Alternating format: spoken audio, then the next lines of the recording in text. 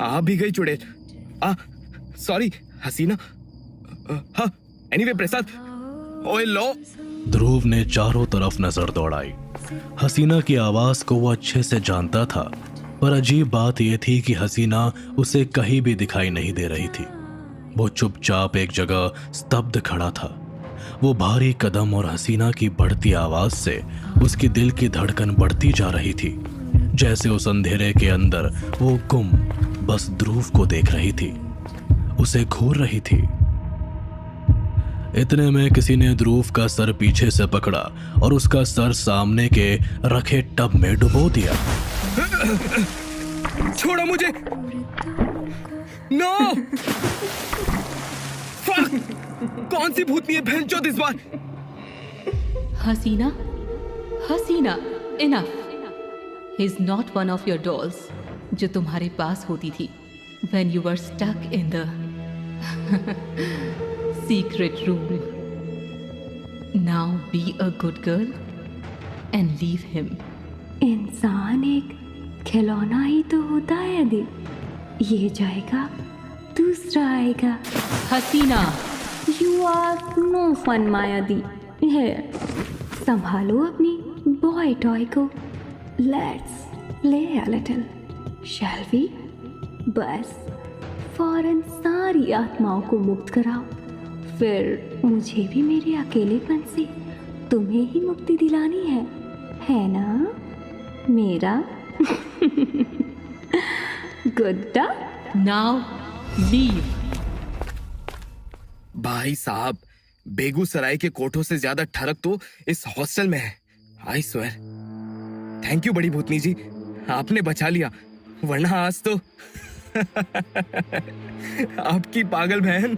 इससे पहले कि ध्रुव अपनी बात पूरी कर पाता, माया ने अपने पंजे नुमा हाथों से उसकी गर्दन जकड़ी और उसे हवा में उठाते हुए हसीना के बाथरूम के दीवार पर पटक दिया। बाथरूम पर रखे शीशे जमीन पर गिरकर टूट गए। इस बार सिर्फ ये कांच तोड़ा है। अगली बार मेरी बहन को पागल कहा तो तुम्हारी हड्डियां टूटेंगी। Am I understood? Yes of course. आशी के साथ तो अंधेरे में छोड़ा तीर निशाने पर लग गया, पर लगा कैसे? You don't have the slightest clue. Am I right? वो टीवी पे मूवी 10 year old को सेक्स एजुकेशन देने से। God, give me a break. प्रेत नगरी is like a hell for the tormented souls. And वो अपने ही बनाए एक शिट होल में ट्रैप्ड हैं, और ये शिट होल्स ट्रिगर होते हैं through their own guilt and fair, and उनके लिए it plays a loop, you know, like a broken record. But आशी की असली कहानी तो कुछ और ही थी। क्या बसड़ है भाई ये? The reality is always far from pretty, too much to take, almost unbearable, you know. तुमने जब आशी के साथ एक इमोशनल कनेक्शन बनाया, उसके दर्द को समझा, तभी तुम उसको उसके डर से निकाल पाए, पर यह हर बार इतना आसान नहीं होगा। You मेंशन नॉट मैडम माया, हम लड़कियों की फीलिंग बराबर समझते हैं। Is that so? और लड़कों के बारे में क्या ख्याल है? वो हम वैसे लड़के नहीं है माया जी। Let's see, तुम लड़कों को कितना समझ पाते हो? Oh God, this pain. ये कौन बच्चा इतनी जोर से हंस रहा है? और ये शरीर ऐसे टूट सा रहा है जैसे तिहाड़ जेल के मजदूर जितने पत्थर तोड़ कर आया हूँ। दादा? ए, कौन है वहाँ? गॉड, बाहर जाकर देखता हूँ कहीं रूपाली अकेले तो नहीं है।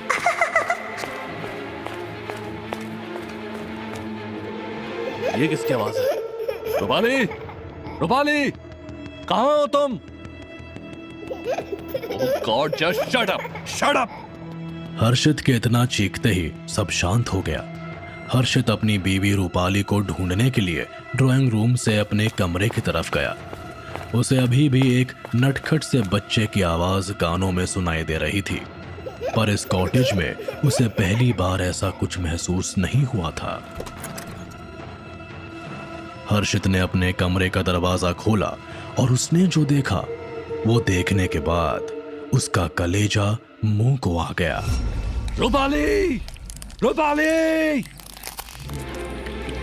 क्या कर रहा है? छोड़ मेरी बीवी को, छोड़, छोड़ उसे। तूने बहुतों की जान ली है, पर इस बार। हर्षित ने अपने टेबल पर रखी गन से उस आदमखोर आदमी पर गोलियां चलाई, पर उसे कुछ नहीं हुआ। वो हर्षित की तरफ मुड़ा। हर्षित की बीवी की लाश पेट से फटी हुई उसके सामने पड़ी थी। मुंह से खून निकल रहा था। हर्षित की आंखों में गुस्सा और दर्द दोनों था। उसने आदमखोर आदमी पर अपने बंदूक में रखी सारी गोलियां चलाई, पर वह अपने कदम धीरे धीरे बढ़ाते हुए हर्षित तक आ गया। बाहर जोर की बिजली कड़की और उस बिजली में हर्षित को उस आदमखोर का असली चेहरा सामने दिखा। तेरा चेहरा पीला क्यों पड़ गया रे? तुम्हारा चेहरा? No, it can't be. तुम मेरी तरह कैसे दिख सकते हो? तेरी बीवी को भी भरोसा नहीं हुआ था, पर ये दे, तेरी बेटी को मैं ले आया। मेरी बेटी? हर्षित ने आदमखोर आदमी के हाथों पर देखा तो एक अजन्मा बच्चा आधा खाया हुआ उसके हाथों में रखा था। God, that was horrible. कौन है ये भाई साहब? ध्रुव, ध्रुव! He was the प्रसाद भागता बौखलाया सा चिल्लाते हुए हसीना के कमरे के अंदर चला गया। ध्रुव! अरे ध्रुव! गांडू साले, बचा मुझे! आय! ध्रुव तुरंत कमरे के बाथरूम से बाहर निकला तो देखा कि प्रसाद उनके ठीक सामने खड़ा था। उसके हाथ पैर फूले हुए थे, आंखों में खौफ दौड़ रहा था। सांसों की तेजी और माथे के बहते हुए पसीने को देखकर ध्रुव समझ गया था कि हो ना हो प्रसाद का पाला प्रेत नगरी के किसी एक भूत से पड़ा था। ध्रुव ने उसे कंधों से संभालते हुए कहा, प्रसाद! राक्षस, राक्षस था वो। ध्रुव भाई, बचा ले मुझे। बेटा देख, यहाँ कोई नहीं है, अब शांत हो जा।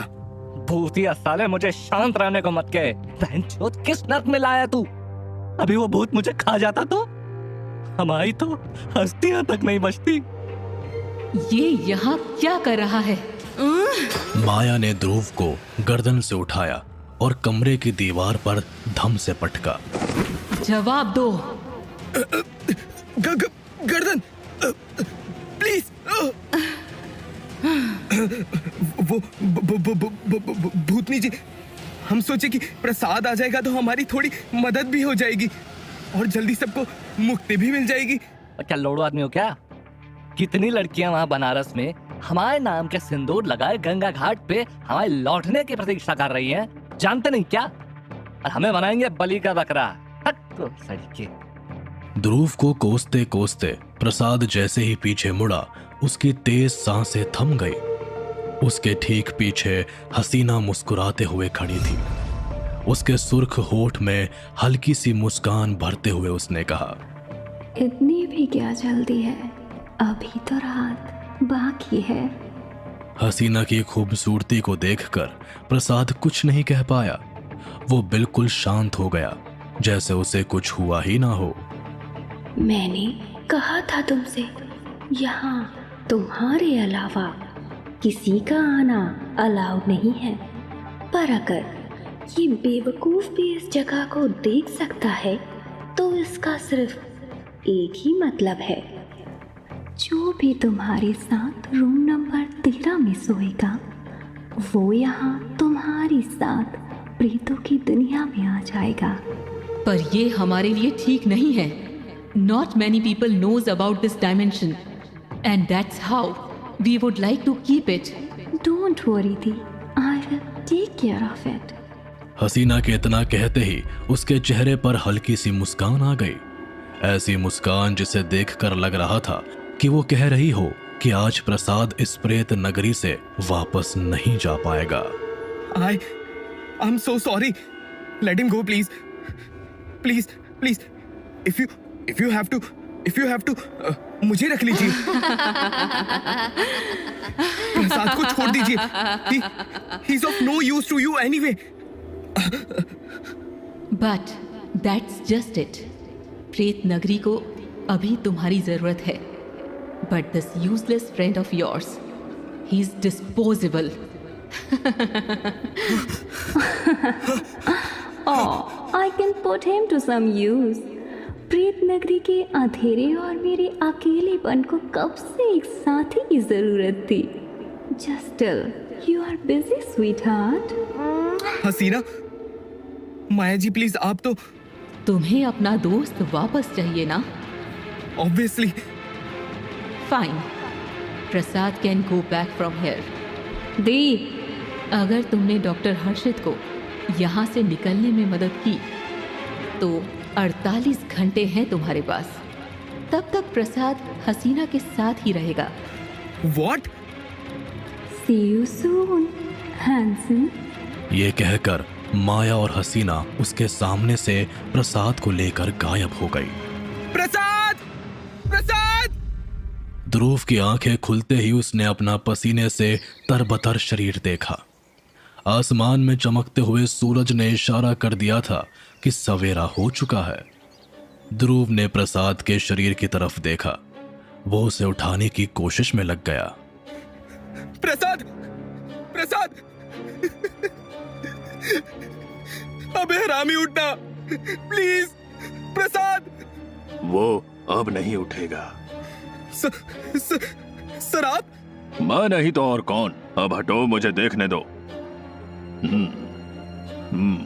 पल्स तो चल रही है, पर अगर 48 घंटे में तुमने अपना टास्क पूरा नहीं किया तो शायद अपने दोस्त को टाटा बाय बाय बोल देना। आपको इन सब के बारे में पता था? मैं यहाँ बरसों से हूँ बेटा। इस हॉस्टल की हर आहट से मेरे दिल की धड़कनें वाकिफ है। तो आपने आज तक कुछ किया क्यों नहीं? बेटा, बदकिस्मती की प्रेत नगरी को 20 साल का एक लौंडा लपाड़ा ही देख सकता है। मैं तुम्हें ज्यादा कुछ नहीं बता सकता, बस इतना जान लो, हसीना और माया 2 बहनें हैं। सालों पहले उन दोनों की मौत उस गर्ल्स हॉस्टल में हुई थी। उस जमीन पर जब भी कुछ बनाने की कोशिश की गई है, तब तब कुछ न कुछ बखेड़ा खड़ा हुआ है। ये कमरा नंबर 13 भी मनहूस है। ये इस दुनिया और उस दुनिया के बीच का दरवाजा है। क्यों, ये मुझे नहीं पता। सर, सिर्फ आप ही मेरी मदद कर सकते हैं। प्लीज सर, मुझे बताइए कि मैं कैसे डॉक्टर हर्षित के बारे में पता लगाऊं। इस जमीन के राज इन हॉस्टल की बरसों पुरानी दीवारों में ही छुपे हैं। बस कोई ध्यान से सुनने वाला चाहिए। Read the room sir. यहाँ थीम हॉरर चल रही है और आप कॉमेडी कर रहे हैं। बेटा, बाप से बकचोदी मत करो, वरना बाप बनने लायक नहीं छोड़ेंगे। Sorry sir.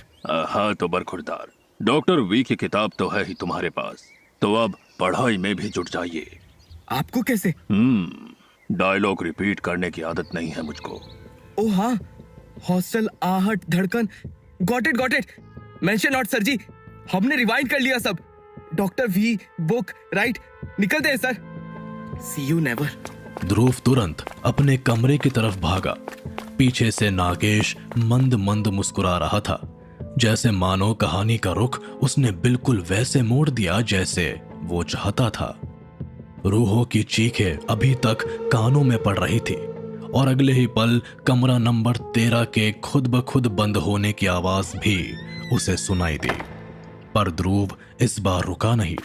वो भागा ताकि वो उस किताब को ढूंढ सके। वो किताब गई कहाँ? हट बहनचोद। अब इस आदमी का पता लगाए तो लगाए कैसे? वो किताब भी नहीं मिल रही है।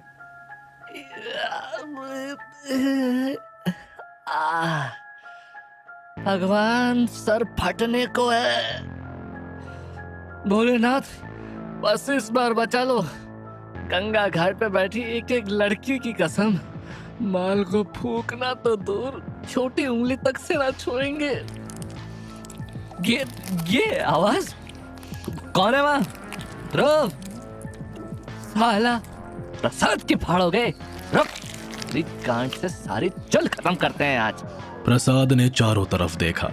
एक अजीब सी बदबू थी उस जेल में। लोहे की सलाखें मानो चीख रही हो। चारों तरफ अजीब से जानवरों की तरह लोगों के चिल्लाने की आवाज आ रही थी। पर जिस कैद में वो था वहां ऐसा लग रहा था मानो वो जगह नर्क का दूसरा रूप हो। हल्की सी रोशनी में उसे दीवार की तरफ एक आदमी दिखा जो प्रसाद की तरफ पीठ किए बैठा था। वो जानवरों की तरह कुछ चबाए जा रहा था। अजीब जानवर है। भाई साहब, आपको पता है हम कहाँ हैं?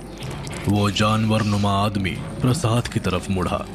उसे देखते ही प्रसाद का पूरा बदन ठंडा पड़ गया।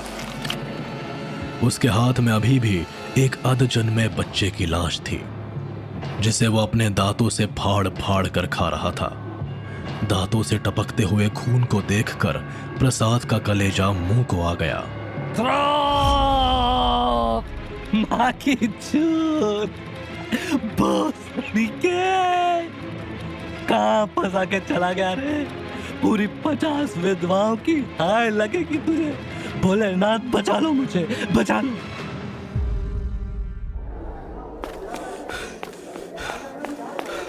लावण्या जी, लावण्या जी, Stop shouting. You're not in a park. Sorry. कहाँ ढूंढूं अब मैं इनको?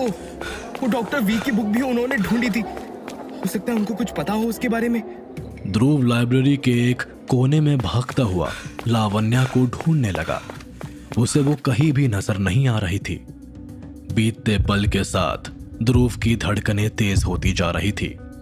प्रेत नगरी के आत्माओं की आवाजों की गूंज उसके कानों में गूंज रही थी। अगर जल्दी से जल्दी ये नहीं मिली तो। इतने में ध्रुव किसी से टकराता है। चलने की तमीज नहीं है तो घर पर बैठो। ओह गॉड, व्हाट द हेल, खूबसूरत लड़की मिली नहीं कि बस मुंह तोड़ दूंगी मैं तुम्हारा।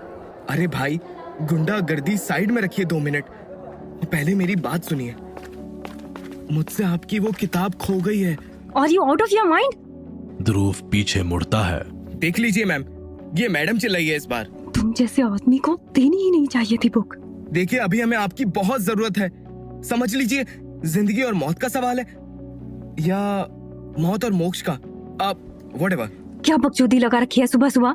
हमें डॉक्टर हर्षित के बारे में जानना है। इतना सुनते ही लावण्या के हाथों में रखी किताबें जमीन पर गिर गई। उसके चेहरे का रंग उड़ गया।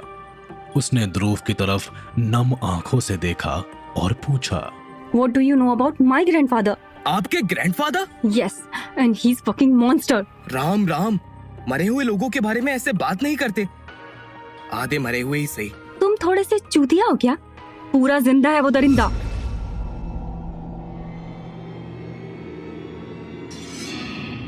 What nonsense! He can't be. But he's अगर डॉक्टर हर्षित लावण्या के ग्रैंडफादर है और वो अगर प्रेत नगरी में कैद है तो वो जिंदा कैसे हो सकते हैं?